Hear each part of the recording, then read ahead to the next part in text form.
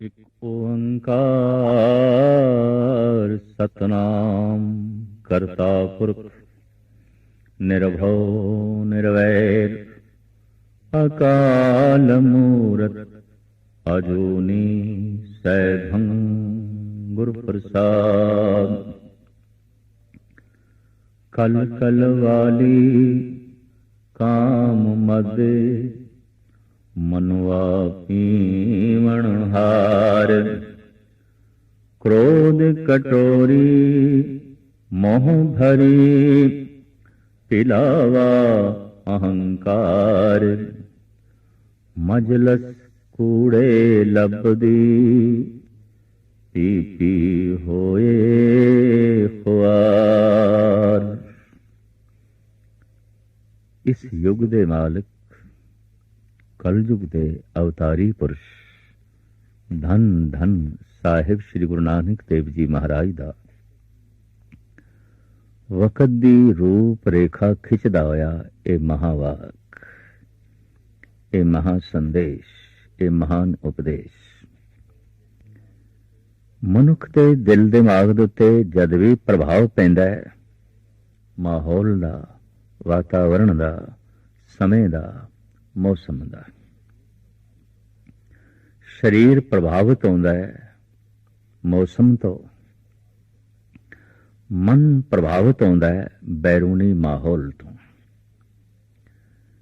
ਇੱਕ ਘਰ ਵਿੱਚ ਕੋਈ ਮਨੁੱਖ ਚਲਾਣਾ ਕਰ ਗਿਆ, ਲਾਸ਼ ਪਈ ਹੈ, ਚਾਰੋਂ ਪਾਸੇ ਰੁਦਨ ਹੋ ਰਿਹਾ ਹੈ, ਪਰ ਕੋਈ ਖੁਸ਼ਖਰਮ ਮਨੁੱਖ, खुश तबीयत मनुख किसी कारणवश अगर उस घर दे प्रवेश करे, अपने हासे नूं प्रगट नहीं कर सकेगा। उस दियां भी अखां छलक उठणगियां।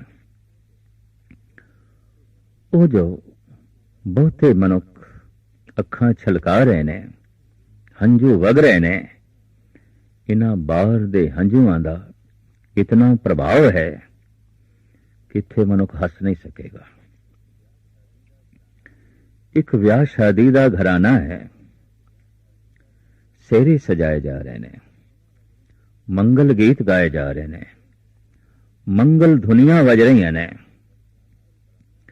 सुंदर बस्त्रां नाल बराती सजे हुए ने, सुंदर पकवान नाल चारों पासे दा वातावरण सुगंधित है, महक डुल रही है। ऐसे माहौल विच अगर कोई गमगीन मनुख अपनी अखां तो हंझू कढ़ना चाहे, नहीं कढ़ सकेगा। वातावरण ने प्रेरना है, माहौल ने असर पाना है, मौसम का असर तन ते पैंदा है।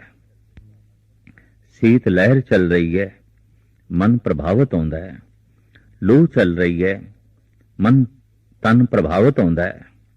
मौसम खिजां है या मौसम बहार है, शरीर लाजमी अंदोलत होता है, लाजमी प्रभावित होता है। खुशी का घराना है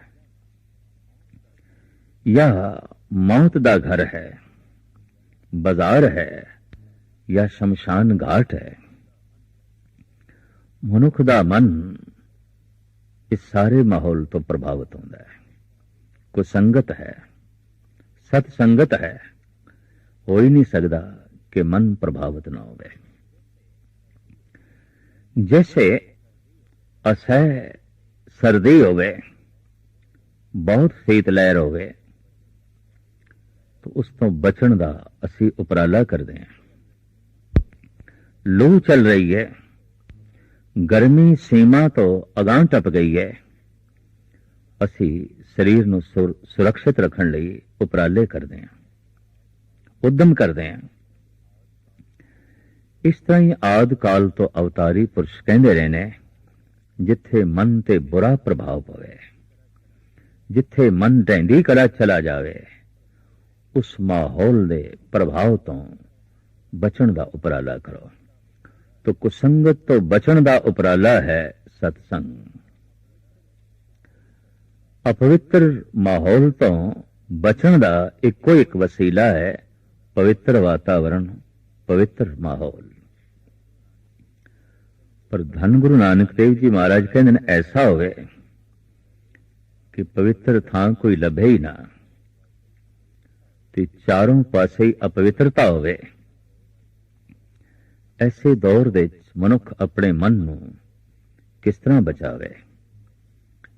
इकबाल ने भी कह देता है, दरमियाने कारे दरिया तख्ता बदम करदा अमी, बाजनी गोयन के दामन तरमकुन हुशियार बास।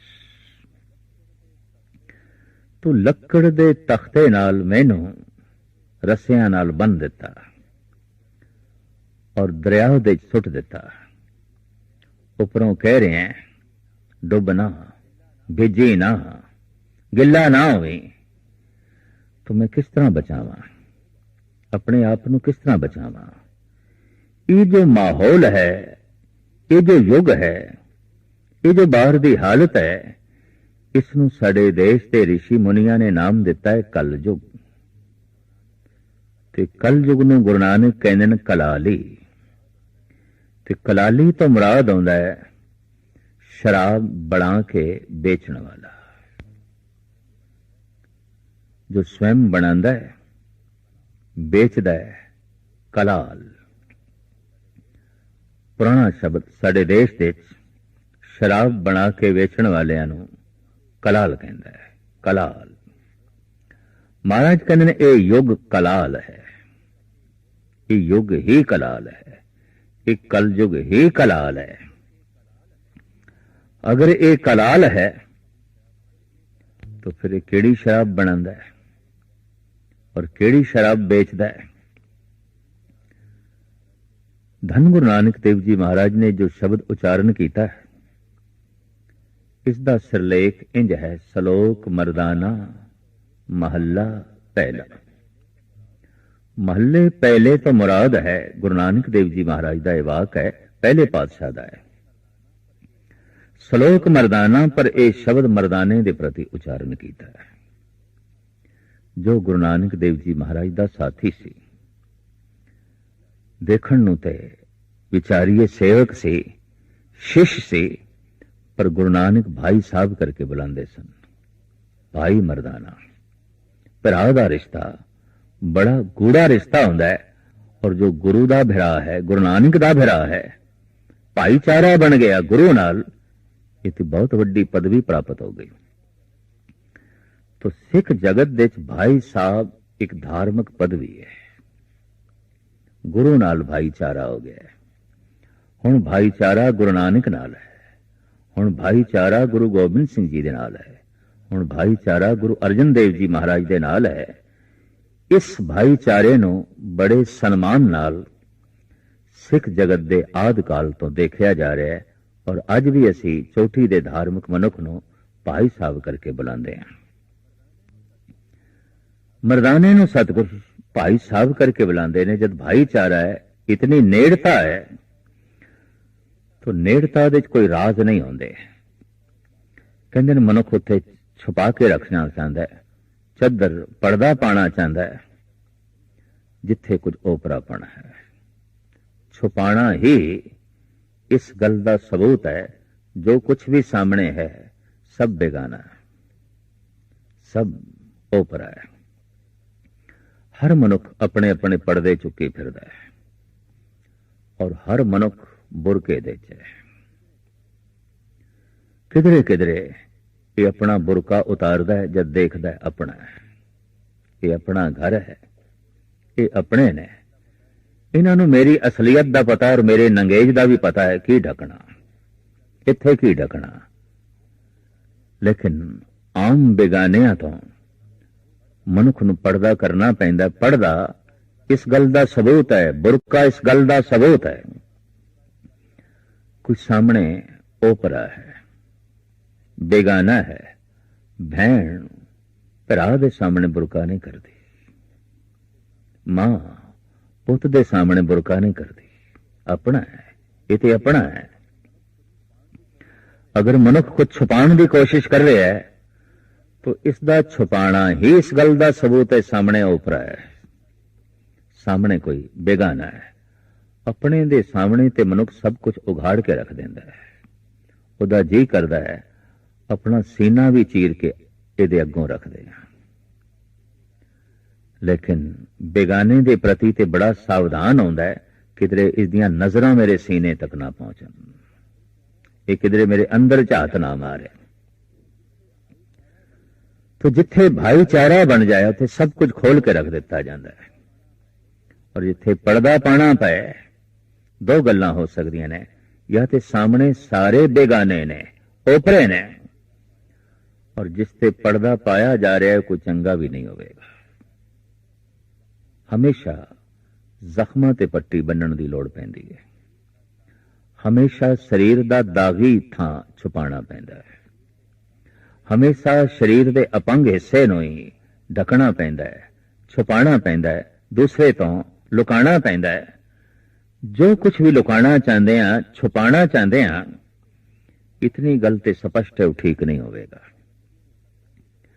गंदगी नूं ढकण दी लोड़ है, बिष्ठा नूं ढकण दी लोड़ है, फुल्लां दे उत्ते चद्दर पाउण दी कोई लोड़ नहीं।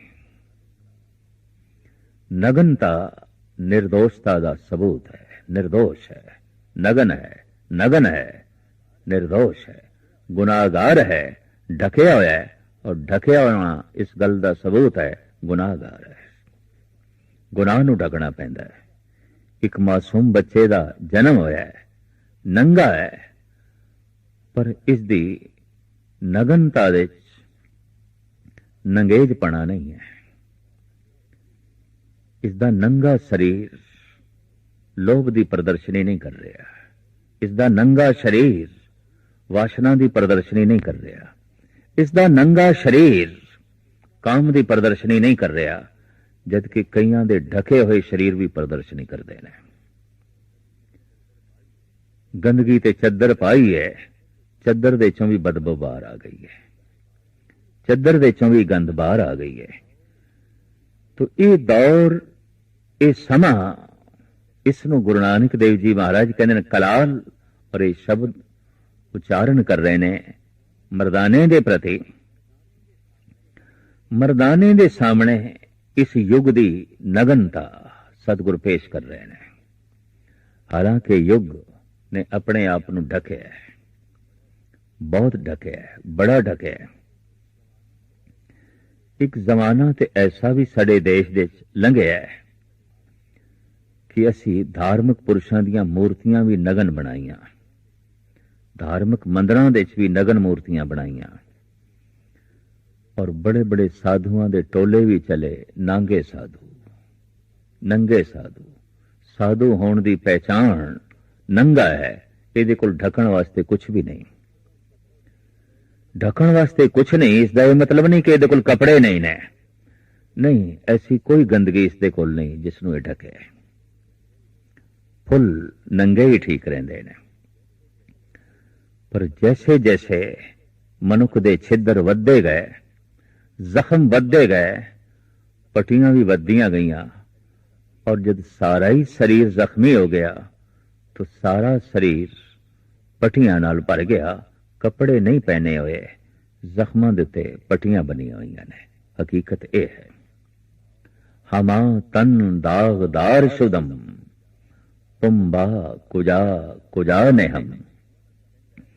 ये सूफी संत कहंदा है रोम रोम जख्मी है, किथे किथे मैं पुंबा रखा ते पट्टी बन्ना, ते जिवें पट्टियां इतनियां बना रोम रोम दे उत्ते, ते पट्टियां ते मेरा लिबास बन जाणगियां, पट्टियां मेरा पहरावा बन जाणगियां।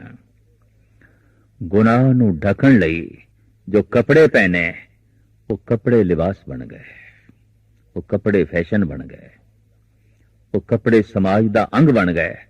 वरना गुरु नानक देव जी महाराज कहंदे ने, ये एहसास पशुआं च नहीं पैदा होया, विस्माद नांगे फिरे जंत। महाराज कहंदे ने मैं ते बिस्माद हो जाना, पशु नंगे ही घूम रहे ने। इन्हां दी नगनता लोभ दी प्रदर्शनी नहीं करदी, इन्हां दी नगनता अहंकार दी प्रदर्शनी नहीं करदी, इन्हां दी नगनता वासना दी प्रदर्शनी नहीं करदी। मनुखता दे आद काल दे मनुख जद निर्दोष सी, इतना ही निर्दोष जैसे कि पशु ते पक्षी ने, कपड़ियां दी लोड़ नहीं सी। दोष वधदे गए, कपड़े वधदे गए, सहजे सहजे समाज दा हिस्सा बन गए कपड़े। जो कपड़े पहन रहे है, भले मानस है, निर्दोष है, हुण नंगा दोषी कहलाण लग पिया। इस वास्ते दोषी मनुख नूं असीं कह दिंदे आ बड़ा नंगा मनुख है, ये ते बड़ा नंगा है। कमाल दी गल, एक दौर ऐसा लंघिया, ये ते बहुत गुनाहगार है, सब कुछ ढक के रखे है, ढकिया होया है। परिभाषा बदल गई, ये ते बहुत नंगा है, ये ते बहुत नंगा है। वक्त दा तकाजा, समय दा प्रभाव। तो ये शब्द धन गुरु नानक देव जी महाराज ने मर्दाने दे प्रति उच्चारण किया है। कल कलवाली काम मद मनुआ पेवण हार। एक कल आम पर चलता है शराबो कबाब। कबाब नाल शराब जुड़ गई, शराब नाल कबाब जुड़ गया। ऐसा क्यों? शराब और हलवा इंज नहीं कहते, शराब और मिठाई ऐसा नहीं कहते, शराब और रोटी ऐसा नहीं कहते, शराब और अंब ऐसा नहीं कहते, शराब और कबाब। लगता है कुछ जरूर चोली दामन का साथ है।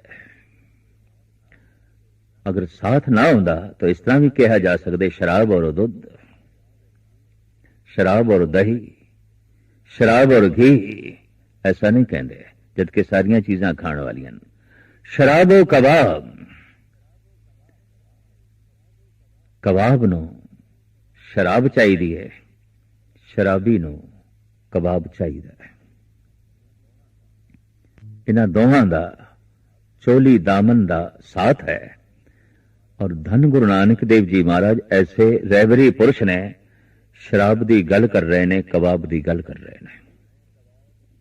खाना है कबाब जरूर खा, पर जिस तरह का ढंग मैं तेनों बनाने का दसदा कबाब ओ खा। शराब पीनी है जरूर पी, पर जेड़ी मैं बनाने का ढंग तेनों दसदा ओ पी। बन शराबी, बन कबाबी। ऐसा शराबी, ऐसा कबाबी कि परमात्मा भी तेनों सीने नाल लाण ते मजबूर हो जाए। किसे वक्त सतसंग नूं मैखाना कहा जांदा सी, अज ते खेड़ी कुछ होर हो गई, सिलसिला कुछ होर हो गया। धन गुरु नानक देव जी महाराज कहते ने ये युग कलाल है।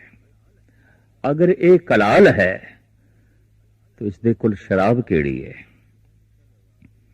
कल कल वाली काम मद, इसदे कोल काम दी शराब है। तुम कहियत हो जगत गुरु स्वामी, हम कहियत कल जुग के कामी। धन भगत रविदास जी महाराज, हे प्रभु तू जगत दा स्वामी, असी इस युग दे कामी। तो तालमेल किस तरह बैठे? एक दौर ऐसा भी लंघिया, हर पासे धर्म की प्रदर्शनी सी, धर्म की नुमाइश सी। बाहरों भी डुल डुल के धर्म पैंदा सी। गल दे च माल है, हत्थां च माल है, घर दे च मालां लटकियां होईयां ने, ग्रंथ पए ने, तमाम धार्मिक साजो समान नाल घर सजे हुए ने। और घर दे च भी जाके ऐसा पता चलता सी जैसे मंदिर है, धर्मशाल है। दौर बदलिया, घर दे च बार बन गई, घर दे च बोतलां आ गई, घर दे च वैश्याले बन गए।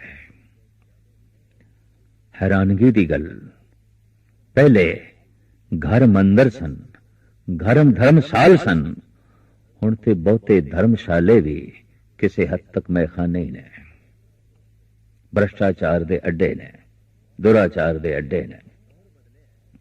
दौर बदले है, समय का प्रभाव। महाराज कहते ने कलाल है ये युग, और ये बना रहा है काम दी शराब। ज्यादा चर्चा इसे दी है, ज्यादा यही देखा जा रहा है टीवी ते, अखबारां दे, इश्तिहारां दे, तरह तरह के मैगजीन, तरह तरह के गंदे नावल, जिनसियात नाल भरियां हुई कहानियां, हर पासों उजागर काम की प्रदर्शनी, काम की नुमाइश। आखिर मनुख कोल जो कुछ होवेगा उसे दी प्रदर्शनी करेगा। आखिर मनुख कोल जो कुछ है वही बाहर प्रकट करेगा। काम ही काम जीवन की एक वक्ती लोड़ हो सकता है, काम जीवन नहीं हो सकता। लोड़ कतई जीवन नहीं होती। इसनों जिस आलमाना ढंग नाल धन गुरु अर्जन देव जी महाराज ने बयान किया है, आप दे सामने रखा। पंकज फाते पंक महामद गुंफिया, अंग संग उर्झाए बिसरते सुंफिया। पंकज, पंक कहंदे ने चिक्कड़ नूं, पंकज पंक दे चों जमिया, चिक्कड़ दे चों पैदा होया पंकज। पंक ने जन्म दिता है, चिक्कड़ ने जन्म दिता है पंकज। तो चिक्कड़ किसनों जन्म देंदा है? चिक्कड़ एक चोटी दे फुल नूं जन्म देंदा जिसनूं कमल कहंदे ने, जिसनूं सौरभ कहंदे ने, जिसनूं कंज कहंदे ने, जिन्नूं पदम कहंदे ने, जिन्नूं सारंग कहंदे ने, जिसनूं बारिज कहंदे ने। धार्मिक ग्रंथां दे गालबन इसदे 18 नाम ने, और यह धर्म का प्रतीक है। अगर कोई धार्मिक मनुख है तो कह दिता जाता है कि कमल की तरह। भारत दे मंदिरां दे गुंबद कमल ने। बौद्ध भिक्षु जद सवेरे सवेरे भिक्षा लई चलते ने, हथ विच कमल की पंखड़ी लैके, ताकि एहसास रहे विचर रहे हैं बाजार विच गलियां विच कमल की तरह रहना है, डुबना भी नहीं, भिजना भी नहीं। महाराज कहते पंकज फाते पंक, जो पंक तो जमिया सी, चिक्कड़ तो जमिया सी, महाराज कहते चिक्कड़ी च फस के रह गया। पंकज फाते पंक, पंकज पंक दे फस के रह गया। कदी ऐसा होंदा है सरोवर दा पानी सुकन लग पैंदा है ते बाहर दे जल झरने जो इस विच आ रहे सन वो अवरुद्ध हो जाते ने, रुक जाते ने, पानी नीवा होने लग पैंदा है। और इतना नीवा कि चिक्कड़ दिखाई देन लग पैंदा है। और वो कमल जो बहुत ऊपर उठया होया सी, चिक्कड़ दे नेड़े चला गया। पानी दे आसरे थे बहुत उच्चा उठिया सी, बहुत उच्चा उठिया सी, नीवा चला गया, थल्ले चला गया। लेकिन अचानक जोर दी बारिश हो गई।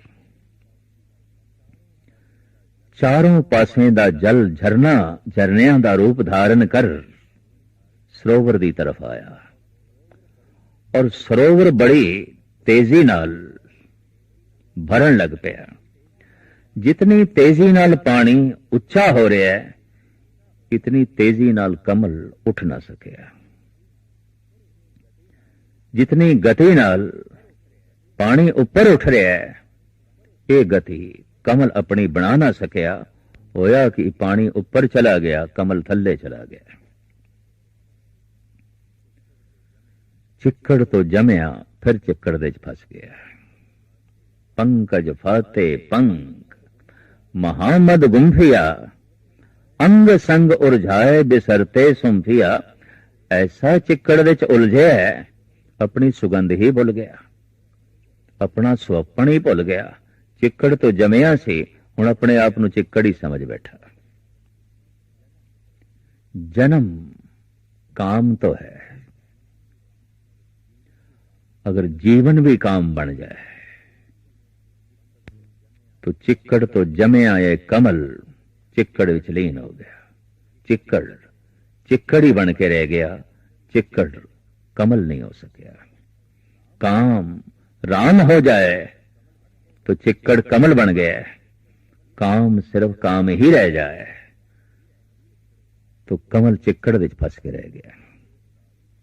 ये उदाहरण बड़ा सुंदर धन गुरु अर्जन देव जी महाराज ने दिता है। काम तो जमया ये जीव, काम दे च फस के रह गया। चारों पासे अज नाटक, फिल्मां, मैगजीन, इश्तिहारी दुनिया, अखबारी दुनिया, टीवी दी दुनिया, रेडियो दी दुनिया, समाजिक दुनिया, राजनैतिक दुनिया, हता कि धार्मिक दुनिया भी काम दी नुमाइश तो बिना होर कुछ रह नहीं गई। चारों पासे इस दी प्रदर्शनी। कारण ये जिहड़ा युग है एक कलाल है ही दे कोल शराब, यही शराब है। मनुखा नूं किसी होर सरूर का पता ही नहीं, किसी होर नशे का पता ही नहीं। दुनिया के सारे नशे भी काम दे आले दुआले मंडला रहे ने और काम प्रबल नशा जिस दे मनुख बेसुरत, मनुख बेहोश। ये गल वखरी है कि इतना खुल के इस विषय ते इतना बोलिया नहीं गया, लिखिया नहीं गया। और जब किसी ने कुछ लिखिया है तो उस ग्रंथ नूं धर्म ग्रंथ नहीं आखिया गया। जब कोई बोलिया है तो उन्हां बोलां नूं धार्मिक बोल नहीं आखिया गया। हद हो गई। जिस तो जीवन जमे है उस मन दे बोल इनू एक पासे रख दईए, धर्म का हिस्सा ना मानीए तो फिर ये ते इंज होई जिवें कह दईए जन्म ही नहीं होया, या जिथों जन्म होया असीं इसनूं मनदे ही नहीं। जीवन उदों सफल हो जाता है कि जम्मे काम दे चों ते लीन होवे राम दे। यात्रा सफल हो जाती है। चिक्कड़ तो जमे है पर चिक्कड़ ते पानी दोहां तो उच्चा उठे। काम तो जमे है पर एक काम ते पदार्थां दोहां तो उच्चा उठे। पानी तो भी उच्चा उठे। कई दफा जोर नाल वधिया होया पानी भी डुबो के रख देंदा है, ऊपर नहीं उठन देंदा।